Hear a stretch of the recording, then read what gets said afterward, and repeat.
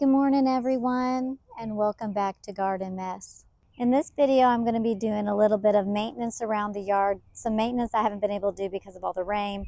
I have a lot of weeding and I do plan to tackle some of the grass areas that are around the flower bed, and I'm going to cover them up with some cardboard paper and then mulch over that and help to suppress those weeds.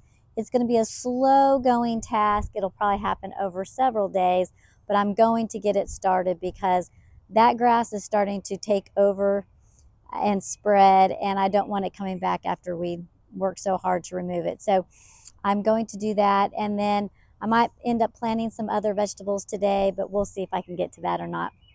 I've got my hat on, I've got my sunscreen on, I've got my little sleeve covers, as you can see, and so I'm ready to get going. It's going to be like 96 or 97 degrees this afternoon. It is only 8:30 in the morning and already it's like 83 degrees outside. So, but it's supposed to go down in temperatures after this for a little bit. So anyway, let's get to busy getting this job done. All right, this is the first area that I'm going to be working in. As you can see, I have a lot of crabgrass growing in there and it needs to come out. I do have to be careful though, because I do have some self-seeded vinca or periwinkle, whatever you want to call it. But I'm glad that I came over here to work, because I'm also going to have to add to my list is a little bit of cleaning on this crepe myrtle. You can see where those little white bugs are starting to come back. I'm going to squish that one just because it's so easy to do. They're so tiny, not very many right now. I'm going to just kill what I can see, but I'm going to come back and have to spray it. You can see like this leaf right here actually has a lot of them on it. So anyway, I'm going to have to come in here and just start pulling some of this stuff out and get all these weeds worked out. I may have to till this little area. I may not be able to be careful enough to, keep the other self-seeded plants that I do want in here. See, like there's a vinca right there. Ooh, that's Bermuda grass. Of course, I need to get in there. So that's what I'm going to do real quick. Ooh, this soil is like, for all the rain we've had, it's not very soft. Anyway, so I'm going to get to it. I'm not going to show you the whole thing. I'll just show parts of it because I don't want to bore you to death. Let's get to it. Oh, there's a bumblebee, Bermuda grass in the flower bed. I might have to go get my cultivator. I haven't determined that yet. Oh, I knew it. I got one of my vincas. Where'd it go? Oh, I think it fell down there. See if I can stick it back in there and it live. I doubt it will, because when they're little like that, once you uproot them, it's lights out. The thing about missing this section and not weeding it until now, I weeded it once before early on in the season, but we've had so much rain that, as you can see, it's just come back full force. But one of the reasons why you want to get weeds when they're small is because once they start developing their root system in here, some weeds, especially grass like Bermuda grass, will live if you allow any parts of the roots to remain. And so you want to get them when they're small, because then they don't have much of a root system. You can easily pull them out. The other thing about getting them when they are small is that, see, like that's a small little weed, and that little root system was easy. But the other thing is that when they have a big or good root system, they take some of your soil. There's nothing you can do. You lose some of your good soil because the roots just cling on to it. And some weeds you don't want to shake the soil off, because then you might, especially if they have a seed head on them, you might knock loose some of the seeds. So kind of a very important that, well, for me anyway, maybe other people don't mind losing some soil. They can just go out and buy more to replenish it all the time. But I don't have enough compost being created, and I don't want to continuously buy soil to replenish soil I lost because I neglected coming out and pulling weeds. Now, the one thing I can do, and I'm going slow with this, and that's why I'm not going to show you all of it, is that some of these weeds don't have seed heads. See, like this crabgrass, it doesn't really have any seed heads on it yet. And so I will put this in a bucket and I will compost it, let it dry out completely, and then throw it in my compost pile. And then that way I don't lose all that soil. But some of them have seed heads. And so I don't want them going in the same bucket. Anyway, so now I could pull weeds all day.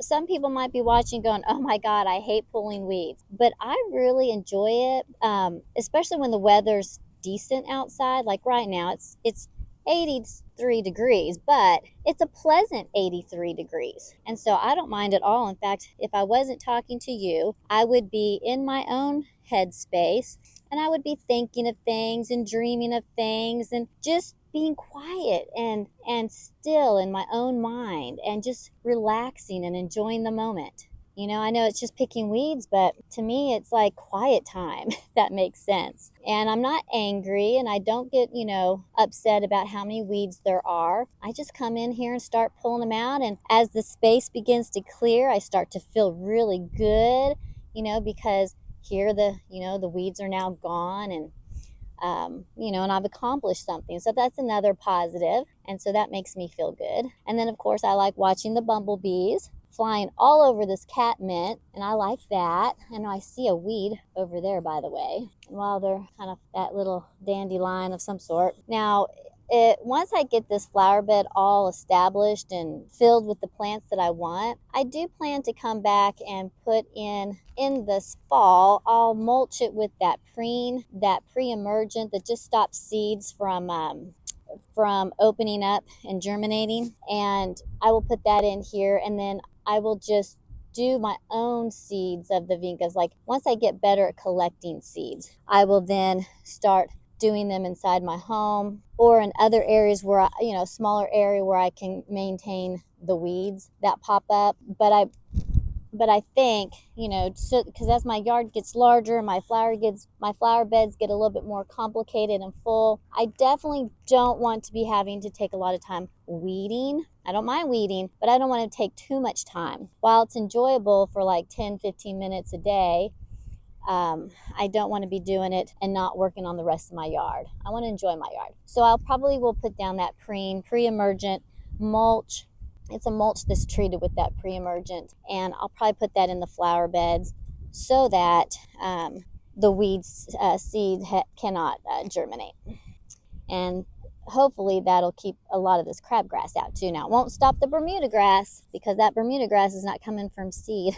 That Bermuda grass is creeping in from underneath the blocks. And so, not much I can do about that other than just staying on top of it, pulling it when I see it to starve it of any, light so that it can't photosynthesize and get energy down to the roots. So you just got to kind of outsmart them. And sometimes that means just pulling the little pieces as you see them. This is also another reason why it's so good, especially late spring, early spring, late spring. Every few days, walk around your garden, walk around your landscape, and just look at things, because that's when you're going to find the weeds starting to pop up when they're tiny and they're easier to pull out.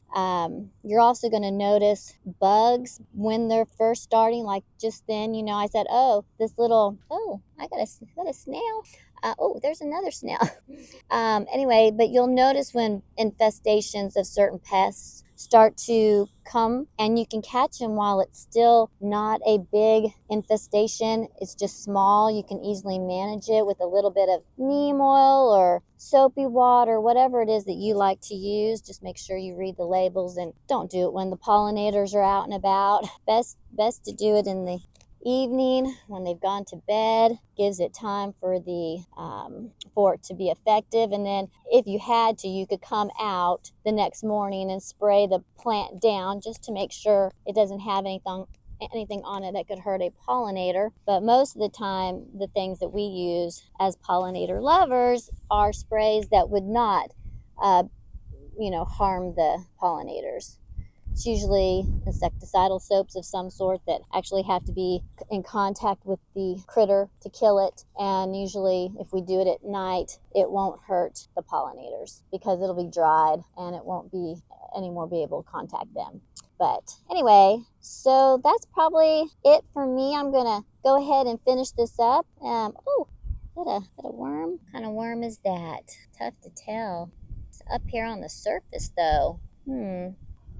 All right, well, y'all, I'm going to keep doing this and hang out with this little friend of mine, and I'll show you the end product once I'm done. While going around and watering my plants that are potted and checking on some of my other plants after all this rain, I noticed that my Queen of Hearts Brunnera is not faring so well, and I'm thinking this area might have been underwater for like maybe half a day, but it did get a lot of rain, and I really can't tell if it's going to survive or not. I did not plant the second one that I had because I wasn't too sure where I should plant it, but I'm thinking I need to probably put the other one in a container in the shade. So again, this one is in the shade all day, but I think the rain has done this. You know, I bought one of these, the Jack of Diamonds, and it did this before I put it in the ground. And so I'm thinking that even though this is a let's see here, can I get it in view? Well, it doesn't look like it's showing up very well. Even though this is a zone 3 to 8, I'm thinking that my 8 doesn't work for it. What are these? I don't know what those are. Those look like little, I don't know what those are. Where do those come from? Oh well, whatever those are, we'll figure that out later. But anyway, if y'all know what happened to it, let me know, because I don't want to. I mean, I paid for this little 1 quart. I think it was like $16 for that plant, and that's really discouraging that it couldn't handle the rain. But I'm going to try the other one in a pot, and if it does well, then I'll probably just keep them in a pot, because it doesn't matter if they're in the ground or if in a pot. To me, I just like how they look on the tag. They look so pretty, and anyway, and I want them in my yard, but it may not be a good plant for my area. Even though I'm in zone 8, it may just be too hot and humid here, and with the rainfall and things like that, it just may be too much for it. Anyway, let me know what y'all think. I really would love to hear any advice or suggestions, or maybe I'm doing something wrong. But just to give you a, comparison, this has been sitting here this whole time. It's only a few feet away, and now it's been in the pot, and it looks pretty good. It does have some nibbling done to it by something, so that's a bug, and it looks like it's trying to bloom there. But anyway, so I'm just gonna keep it there. Oh, look at that. That's something I gotta pick up and get out of there. Anyway, perplexing. Probably the amount of rain in the soil, and maybe even that one location, because I did notice that I ended up with a lot of soil and dirt right here after a heavy rain. So I'm thinking maybe that's a low spot, and maybe I need to bring it out some. Maybe put it over there, because I have hostas in the ground that have never rotted. I mean, I have a fuchsia, it's never rotted, ferns never rotted. So things over here have never died or gone under. So I'm thinking maybe that is way too much water right just in that one spot. I might dig it up, because I don't want to lose it, just in case I could save it. So I'll probably do that too today. Well, that's it for today's video. I hope that you enjoyed it. And if you did, please hit that like and subscribe button. Until next time, have a good day.